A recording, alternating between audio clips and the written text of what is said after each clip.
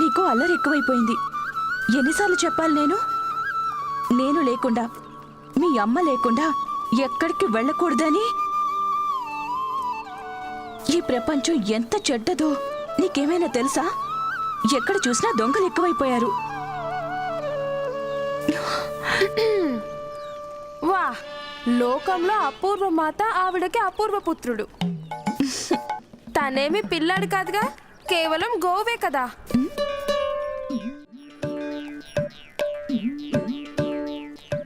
సులక్షణ, నీకీ గతి పట్టించిందెవరు? ఇంకెవరు తల్లి, నీ పుత్రుడే. చంగు చంగున గెంతుతూ తోటంతా నాశనం చేశాడు.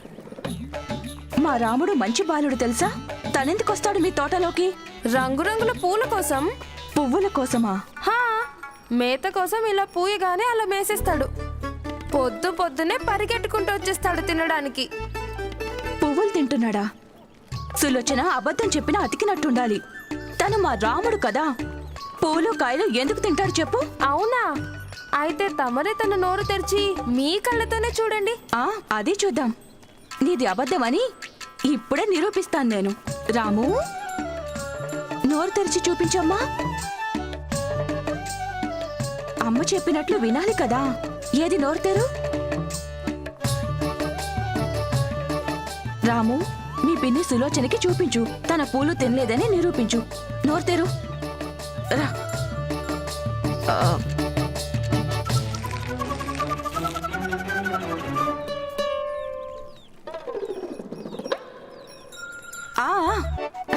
చూసావు కదా, తనేమీ తినలేదు. ఇక మేము వెళ్తాం. అరే, నిరూపించాల్సింది నాకా నీకా? సులక్షణ, నేను నందరాజు గారి భార్యను. నీ ఉద్దేశం ఏమిటి? నేను అబద్ధం ఆడతానా? నందరాజు భార్య మీరేగా నిరూపిస్తానన్నది.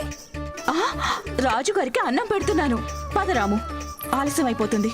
అరే అరే, రాజుగారి పేరు చెప్పి తప్పించుకున్నాను.